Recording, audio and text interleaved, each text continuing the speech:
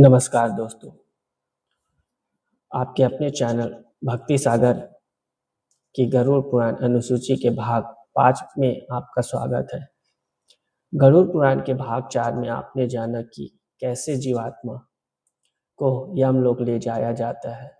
यमलोक से पहले वह मार्ग में बहुत सारी पीड़ा व यातनाओं को भोग कर अंतिम नगर बहुधर्म भीति भवन पहुँचता है, जहाँ ब्रह्मा जी के पुत्र श्रवण देव भी रहते हैं। इनसे जुड़े संपूर्ण जानकारी व कार्य आज हम आपको इस वीडियो के माध्यम से बताएंगे और यह भी बताएंगे कि यमलोक में जाने के पश्चात मनुष्य के पाप पुण्य का लेखा जोखा किस प्रकार देखा जाता है। प्राचीनतम वेद व पुराणों से जुड़े तथ्यों की सटीक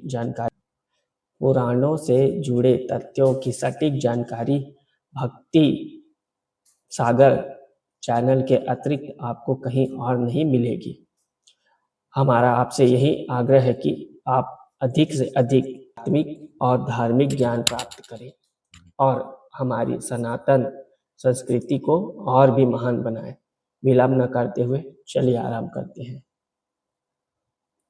अब जीवात्मा 16 नगरों में से अंतिम नगर बहुधर्म भीति भवन में पहुंचती है, जहां 13 प्रतिहार है जो ब्रह्मा जी के पुत्र है और श्रवण कहलाते हैं। वे प्राणियों के शुभाशुभ कर्मों को बार बार विचार करके उसका वर्णन करते हैं। मनुष्य जो कहते हैं और करते हैं उन सभी बातों को ये श्रवण देव ही चित्रगुप्त तथा यमराज से बताते हैं। वे दूर से ही सब कुछ सुनने और देखने में समर्थ है।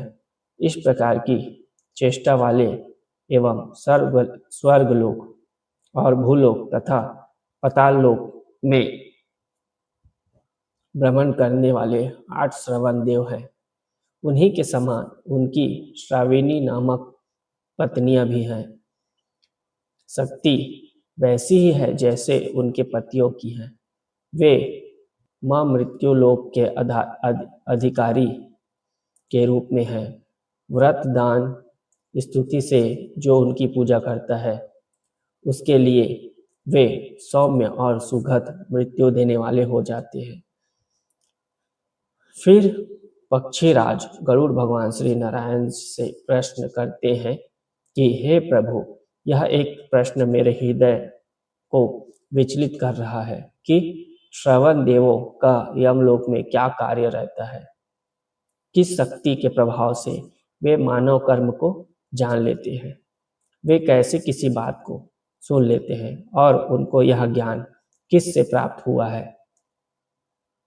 हे देवेश्वर, उन्हें भोजन कहाँ से प्राप्त होता है। आप प्रसन्न होकर मेरे इस संदेह को नष्ट करें। पक्षीराज गरुड़ के इस कथन को सुनकर भगवान नारायण बोले, पक्षीराज, सभी प्राणियों को सुख देने वाले मेरे इन वचनों को तुम सुनो।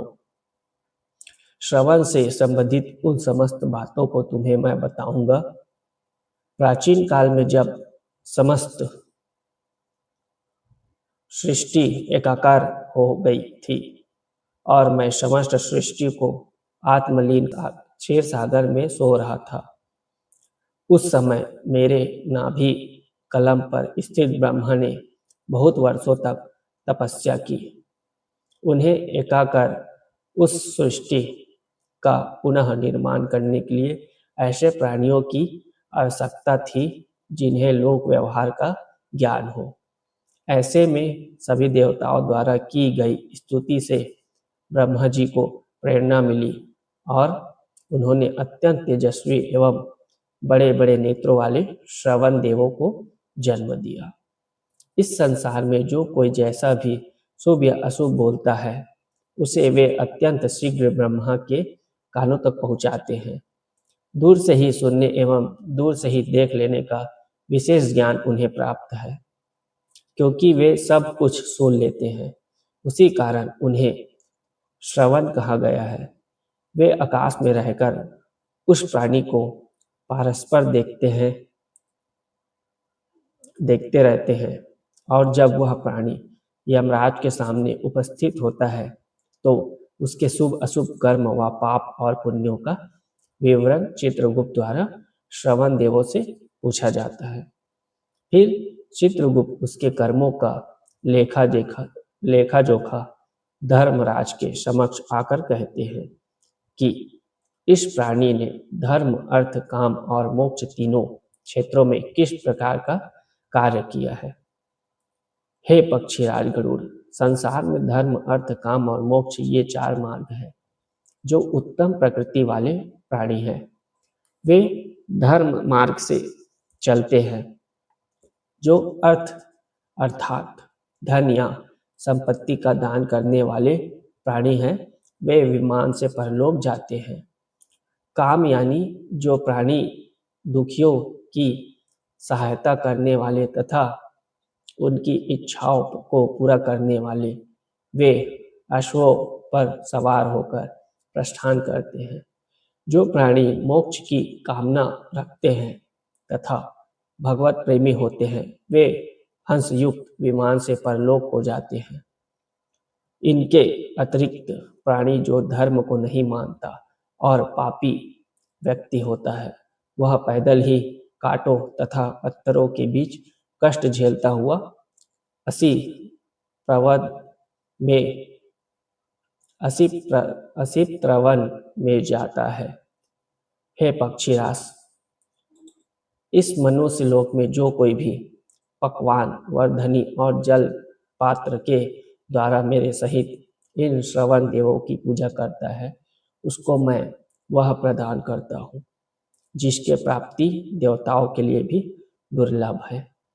भक्ति पूर्वक शुभ एवं पवित्र 11 ब्राह्मण तथा 12वें दंपत्य ब्राह्मण जोड़े को भोजन कराकर मेरी प्रसन्नता के लिए पूजा करानी चाहिए। ऐसा मनुष्य सभी देवताओं की कृपा दृष्टि में आकर सुख प्राप्त करता है। उनकी पूजा में से मैं और चित्रगुप्त सहित धर्मराज भी प्रसन्न होते हैं। उन्हीं की संतुष्टि से धर्म परायण मनुष्य मेरे विष्णु लोक को प्राप्त करते हैं। भक्ति सागर चैनल के अगले भाग यानी गरुड़ पुराण भाग 6 में आप जानेंगे कि यमलोक कैसा दिखता है और वहाँ कैसे कैसे प्राणी रहते हैं तथा वहाँ जाते ही उस प्रेत के साथ क्या क्या होता है। आज के लिए केवल इतना ही। जाने से पूर्व लाइक करें व चैनल को सब्सक्राइब करें। तब तक के लिए जय श्री राम।